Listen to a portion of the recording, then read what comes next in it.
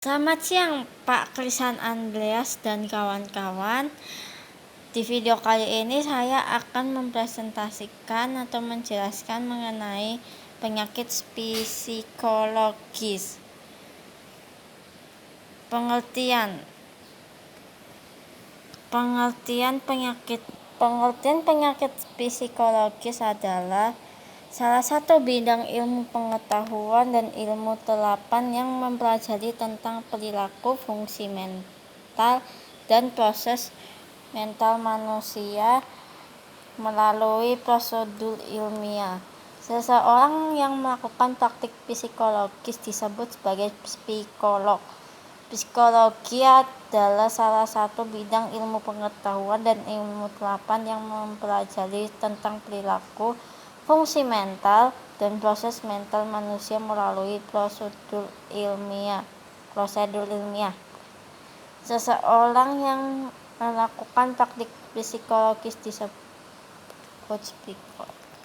Para psikolog berusaha untuk memperbaiki kualitas hidup seseorang melalui intervensi tertentu baik pada fungsi mental, perilaku individu maupun kelompok yang didasari atas proses fisiologis, neurologis, dan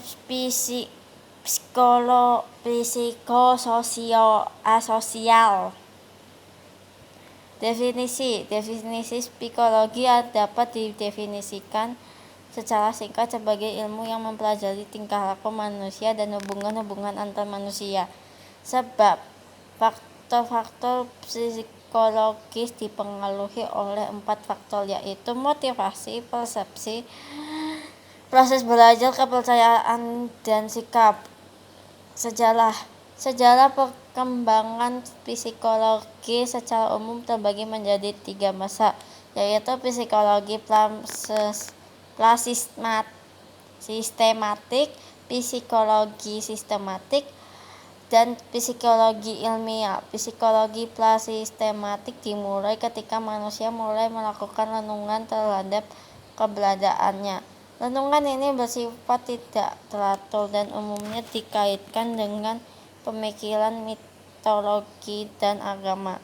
Psikologi sistematik mulai berkembang pada 400 SM atau Masehi. Melalui pemikiran Plato, psikologi mulai diberi perenungan yang teratur secara rasional. Sedangkan psikologi ilmiah mulai berkembang pada akhir abad ke-19 Masehi. Psikologi menjadi ilmu tersendiri yang memiliki berbagai kesimpulan yang faktual dengan definisi yang jelas. Sebagai bagian dari ilmu pengetahuan psikologi, melalui sebuah perjalanan panjang, konsep psikologi dapat ditelusuri jauh ke masa Yunani kuno. Psikologi memiliki akar dari bidang ilmu filsafat yang dipelajari sejak zaman Aristoteles.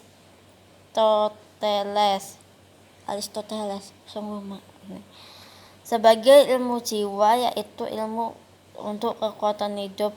Levans Beginsel,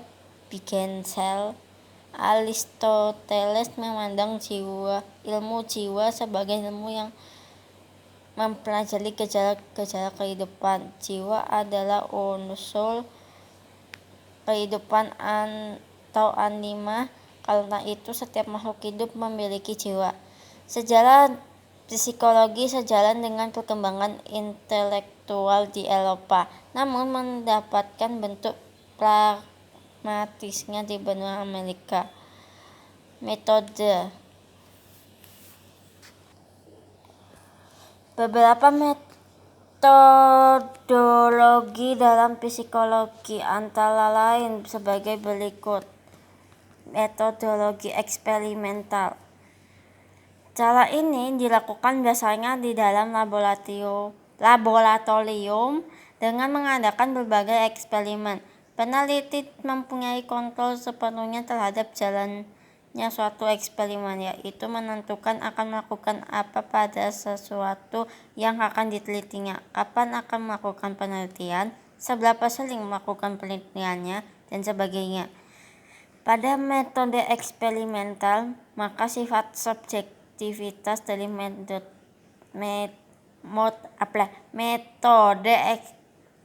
introspeksi akan dapat diatasi. Pada metode introspeksi murni hanya diri peneliti yang menjadi objek, tetapi pada introspeksi eksperimental jumlah subjek banyak, yaitu orang-orang yang dieksperimentasi itu. Dengan luasnya atau banyaknya subjek penelitian, maka hasil yang didapatkan akan lebih objektif. Metode penelitian umumnya dimulai dengan hipotesis, yakni prediksi atau peramalan. Percabangan dari teori diuraikan dan dirumuskan sehingga bisa diuji cobakan. Observasi ilmiah. Pada pengamatan ilmiah, suatu hal pada situasi-situasi yang ditimbulkan tidak dengan sengaja, melainkan dengan proses ilmiah dan secara spontan. Observasi alamiah ini dapat diterapkan pula pada tingkah laku yang lain. Misalnya saja tingkah laku orang-orang yang berada di toko serba ada, tingkah laku pengendara kendaraan bermotor di jalan raya, tingkah laku anak yang sedang bermain, perilaku orang dalam bencana alam, dan sebagainya. Sejarah kehidupan, metode biografi atau metode biografi. Sejarah kehidupan seseorang dapat merupakan sumber data yang penting untuk lebih mengetahui jiwa orang yang bersangkutan. Misalnya dari cerita ibunya, seorang anak yang tidak naik kelas mungkin diketahui bahwa dia bukannya kurang pandai, tetapi minatnya sejak kecil memang di bidang musik sehingga dia tidak cukup serius untuk mengikuti pendidikan di sekolahnya. Dalam metode ini dapat menguraikan tentang keadaan, sikap-sikap ataupun sifat lain mengenai orang yang bersangkutan. Pada metode ini di samping mempunyai keuntungan juga mempunyai kelemahan, yaitu tidak jarang metode ini bersifat subjektif. Sejarah kehidupan dapat disusun melalui dua cara, yaitu pembuatan buku harian dan rekonstruksi biografi. Wawancara merupakan tanya jawab si pemeriksa dan orang yang diperiksa, agar orang diperiksa itu dapat menemukan isi hatinya itu sendiri, pandangan-pandangannya, pendapatnya, dan lain sedemikian rupa sehingga orang yang mewawancarai dapat menggali semua informasi yang dibutuhkan. Baik angket atau interview, keduanya mempunyai persamaan tetapi berbeda dalam cara penyajiannya. Keuntungan interview dibandingkan dengan angket yaitu pada wawancara, yaitu 1. Pada wawancara, apabila terdapat hal yang kurang jelas maka dapat diperjelas. 2. Pewawancara dapat menyesuaikan dengan suasana hati interview atau responden yang ditanya. 3. Terdapat interaksi langsung berupa face to face sehingga diharapkan dapat membina hubungan yang baik saat proses interview dilakukan. Ada beberapa teknik wawancara, yaitu wawancara bebas, wawancara terarah, wawancara terbuka, dan wawancara tertutup.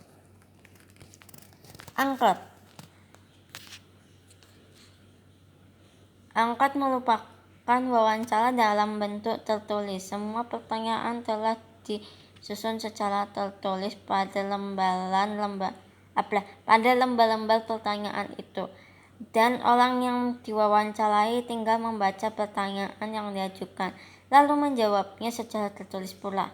Jawaban-jawabannya akan dianalisis untuk mengetahui hal-hal yang diselidiki. Angket ini juga terdapat keuntungan dan kelemahannya. Pemeriksaan psikologi, dalam bahasa populernya Pemeriksaan psikologi disebut juga dengan psikodiagnostik atau asesmen psikologi. Metode ini menggunakan alat-alat psikotes tertentu yang hanya dapat digunakan oleh para ahli yang benar-benar sudah terlatih.